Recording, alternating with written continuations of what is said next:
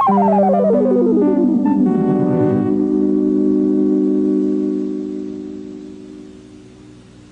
a commonly held misconception that the Earth is a spherical object that revolves around the Sun. But the fact is, of course, that the Earth is a circular dish surrounded by a barrier of ice that explorers have been attempting to penetrate for centuries. 2,000 years ago, an Egyptian scholar by the name of Eratosthenes performed an experiment that he claimed proved the Earth to be a sphere. However, there are serious doubts about the accuracy of his data and his scientific procedures. Dr. Leo Ferrari explains. Oh, the Eratosthenes experiment is an experiment supposedly conducted in the 1st century, whereby this ingenious person was supposed to have proved, I say that in quotes, that the Earth was a sphere of some 4,000 miles radius. Eratosthenes one day noticed that the Sun was directly overhead in Syene, whereas he noticed that on the same day, at the same time, the Sun made an angle of 7.2 degrees to the vertical at Alexandria, which was some 530 miles away. How did Eratosthenes in the 1st century know what the Sun was doing on the same day in two places which are 530 miles apart? One can take all those same data, knowing that the Earth is flat. In one place you have the Sun directly overhead, and at another place, at the same time, at 530 miles away, let us suppose that it does make an angle of 7.2 degrees to the vertical. Now we have a right-angled triangle, which it can be easily shown that the Sun is some 4,000 miles up in the sky. These superficial, even, considerations show that it's impossible. The whole thing, it's a story, a fairy story made up and mindlessly repeated in textbooks. Fortunately, not all scientific arguments are based on such questionable research.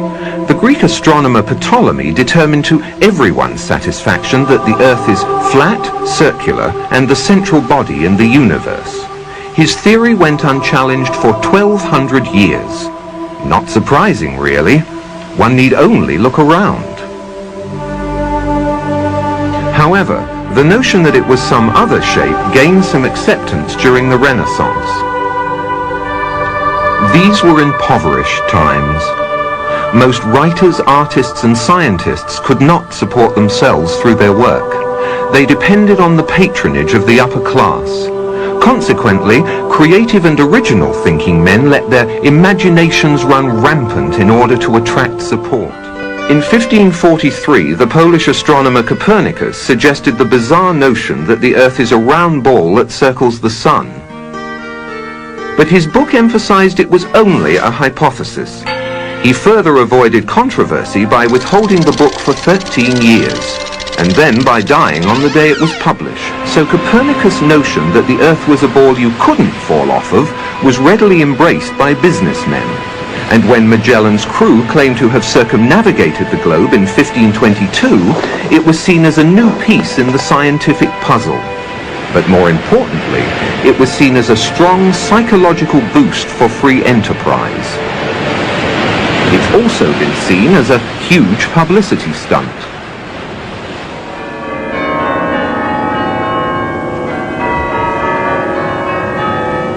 The argument, for all practical purposes, came to an end when the Church of England was established by law during the 16th century. They rejected many laws of the ancient Catholic Church, and to appear forward-thinking, they embraced many radical scientific notions prevalent at the time, including Copernicus' round Earth theory. With this endorsement, the theory found its way into the schools, which were then largely controlled by the Church. It has remained there to this day, and many children have accepted it without question. There's all kinds of proofs right around you that show that the Earth is flat. A very simple one to think of is that we use plumb bobs to build buildings. In other words, to get the wall of a building going straight down, you'll take a string with a heavy weight hanging from it, and you make the building follow that string. That plumb bob will point to the center of a round Earth. That means that if you imagine that this was the correct Earth, you can imagine a plumb bob held here would point in that direction, and a plumb bob held here would point in that direction. That means the buildings would be bigger on the top than at the bottom. It would also mean that boats would constantly be sailing downhill. And invariably, in any discussion about the shape of the Earth, the first argument used in support of its rotundity is that as ships sail out to sea, the tops of their masts are visible longer than the hull. The fact is, of course, that the light rays from the lower part of the ship are no longer reaching the shore.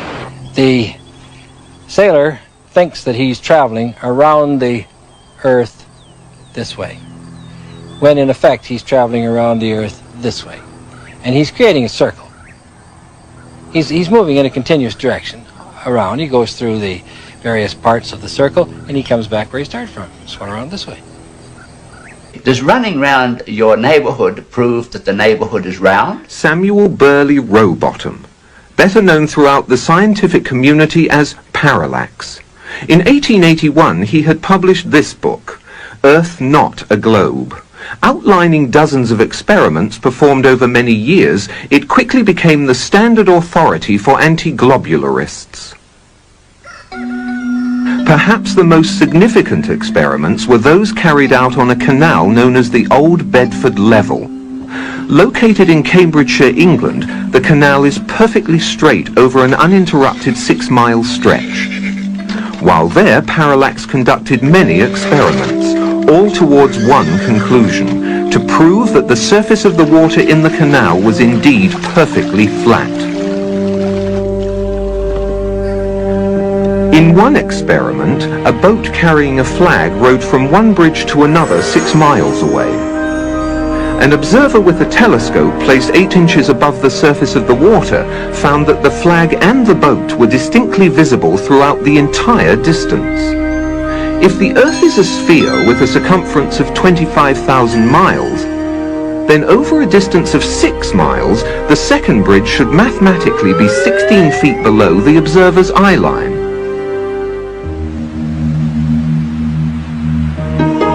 Through time-lapse photography, the velocity of these clouds has been dramatically increased.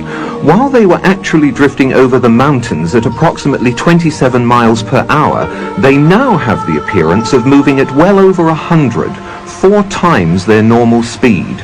If the clouds were stationary and the Earth was revolving underneath them, this is how it would appear if the Earth was spinning at 100 miles per hour. Yet we're told that the Earth is spinning at 10 times that speed. Consider this. Those who maintain that the Earth is a globe that spins suggest that people standing at the equator are being whirled around at approximately 1,000 miles an hour. They further maintain that the Earth is spinning around the Sun at a speed of 67,000 miles per hour, and that our Sun is supposedly racing around the center of our galaxy at some 600,000 miles per hour. And yet, you and I both know that on many days it's possible to stand outside without a single hair being messed up by the breeze. You put your hand outside a window of a car which is going even at 80 kilometers per hour, a terrific wind goes blasting by and pushes your hand back. Imagine putting your hand outside the window of a car that's going 1,600 kilometers per hour. You just take your hand right off. With a sphere of 4,000 miles radius being spun round once every 24 hours, a little bit of calculations will show that that person there is being spun round at about 1,000 miles an hour and it doesn't know it. I mean, this is obvious nonsense. You go on a merry-go-round and it goes, I doubt, more than 10 miles an hour and you get off all dizzy. You mean to tell me that people can be spun round at approximately 1,000 miles an hour and not know it? Why, if this is so, this whole room that we're in is supposedly being spun round at something of approximately that order of speed, and we don't know it. There's all kinds of evidence for the phenomenon of what's called continental drift. This means that the continents are able to move as if they're floating on a fluid. Now, if the Earth is spherical, and if it's spinning, anybody knows that if this is spinning very, very, very fast like that, that the continents should all be located at the equator, because centrifugal force would move the continents from the poles to the middle. One of the real big problems that maybe is a little bit easier to understand, sound doesn't travel nearly that fast.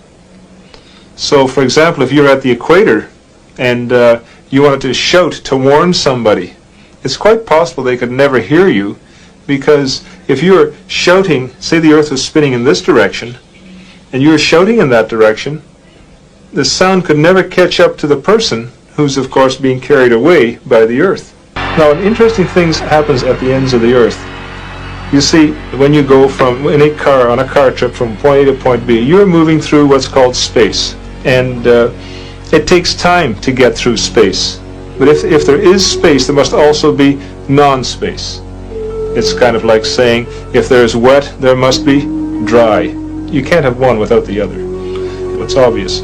So when you get to the end of the pizza model of the Earth, you're actually moving from space into non-space. Now you can move through non-space in no time. See, it takes time to move through space, but it takes no time to move through non-space. As they cross the Earth, they will then go into this non-space region. They will instantly then be able to reappear back where they started by taking a non-space route. The moon does this, the sun does this, and stars even do this at a very, very slow rate, moving from space into non-space and then reappearing back where they started from. This is due to probably of reflectivity and complementarity that is a well-known phenomenon.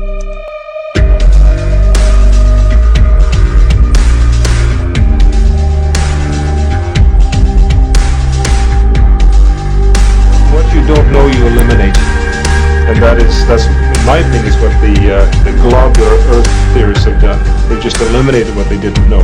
The more honest approach is the flat Earth approach, where you say, well, we don't know what's at the ends, but the ends are there.